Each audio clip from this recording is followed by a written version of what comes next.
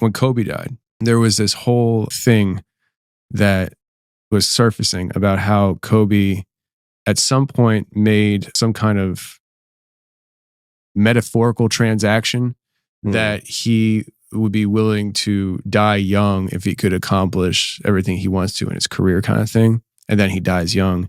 And then the whole connection with LeBron. And there's this whole thing that people were saying was like some kind of ritual where they met in Philly at that game. And then like, I think it was like a few days later, he died in the accident.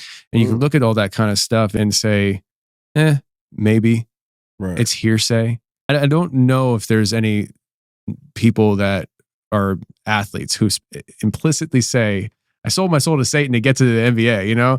Right. But like when you have artists and musicians and actors saying these things, for anybody watching or listening, it's like, at what point do you need to have evidence before you start believing that there's an enemy out there that's warring for your soul, and that there is this thing called good and evil, and you're in the middle of it. The very people who you look at as sane people, oh, they're Hollywood, they're musicians, you know, they're people to be looked up to. When those very people are saying these things, at what point do you need enough evidence on the table before you start saying, you know what, I need to make a decision here, you know?